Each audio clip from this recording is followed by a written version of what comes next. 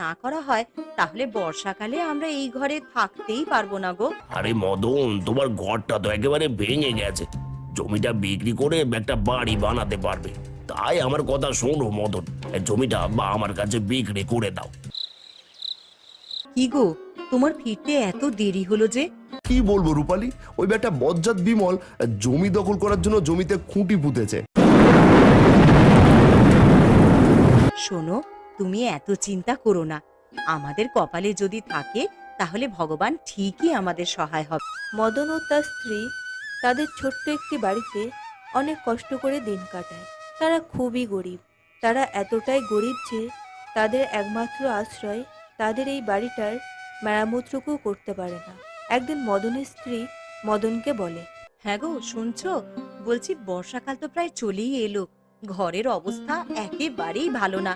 আগে থেকেই যদি কোনো ব্যবস্থা না করা হয় তাহলে বর্ষাকালে আমরা এই ঘরে থাকতেই পারবো না গো। কি করব বলো রূপালী, তুমি তো জানো আমার কাছে এত টাকা নেই যে ঘরটাকে মেরামত করব। এই চাষের জমিটা আছে বলেই দুবেলা খেয়ে বেঁচে আছি। তুমি কোনো চিন্তা করো না, আমি কিছু একটা ব্যবস্থা করার চেষ্টা করছি।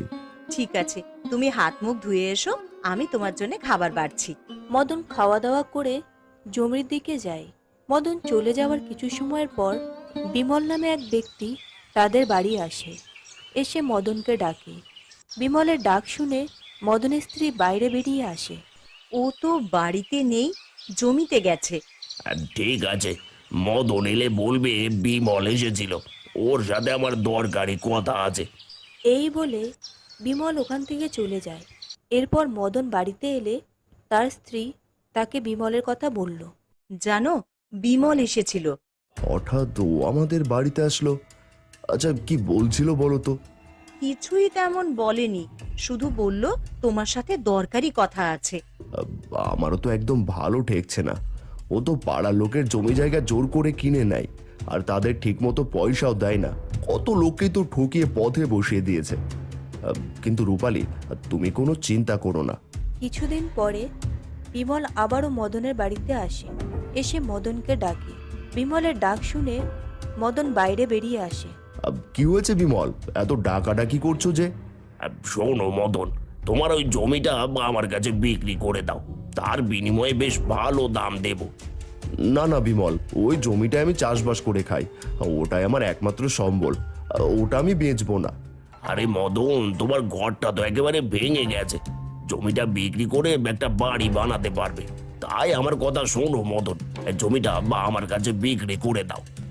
সেটা তোমাকে চিন্তা করতে হবে না।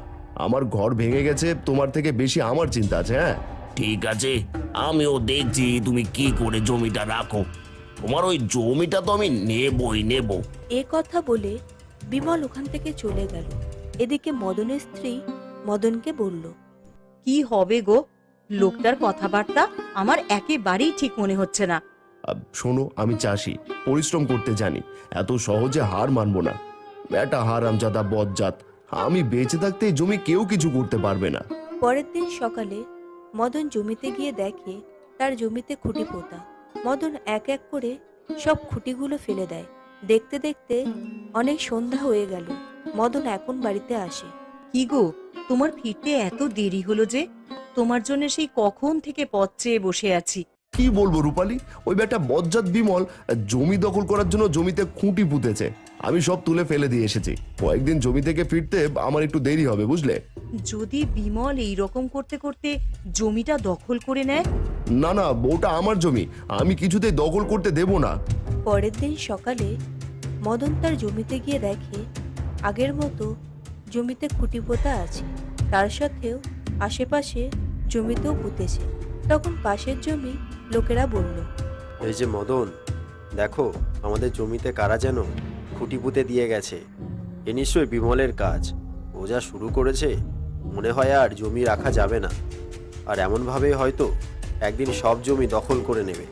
না না, জমি কম পয়সায় হলেও তাড়াতাড়ি অন্য জায়গায় বিক্রি করতে হবে, না হলে এক এক করে আমাদের সব জমি দখল হয়ে যাবে। এরপর এক এক করে সবাই তাদের নিজেদের জমি এক এক করে কম পয়সায় বিক্রি করে দেয়। মদন আর কয়েকজন তাদের জমি বিক্রি করে না। জানো রূপালী, আমাদের জমির পাশাপাশি অনেক জমির মালিকরা তাদের জমি অনেক কম দামে বিক্রি করে দিয়েছে। তারা ভয় পাচ্ছে যদি বিমল তাদের জমি দখল করে নেয়, তাই সময় থাকতে থাকতে ওরা সব কম দামে বিক্রি করে দিয়েছে। জানি না আমাদের জমিটার কি হবে। যাই হয়ে যাক না কেন, আমি ওই বিমলকে কোনোদিনই জমি বিক্রি করব না। শোনো, তুমি এত চিন্তা করো না। আমাদের কপালে যদি থাকে তাহলে ভগবান ঠিকই আমাদের সহায় হবেন। দেখতে দেখতে কয়েক মাস কেটে গেল। মদনের জমি দখল কেউ করতে পারেনি। একদিন প্রচণ্ড ঝড় বৃষ্টিতে মদনের ঘরটা ভেঙে পড়ে যায়। মদন খুব চিন্তায় পড়ে যায়। সে কি করবে, কোথা থেকে টাকা জোগাড় করবে, কিছুই বুঝতে পারে না। অবশেষে মদন সিদ্ধান্ত নেয় তার জমিটাকে বিক্রি করে দেবে। মদন এক ব্যক্তির কাছে তার জমিটাকে অনেক দাম দিয়ে বিক্রি করে দেয়। সেই টাকা দিয়ে মদন একটা বাড়ি বানিয়ে নেয় আর তার বাড়ির সামনে একটা দোকান তৈরি করে। মদন সেই দোকান থেকে ভালোই উপার্জন করে। এরপর থেকে মদন আর তার স্ত্রীর আর কোনো অভাব থাকে না।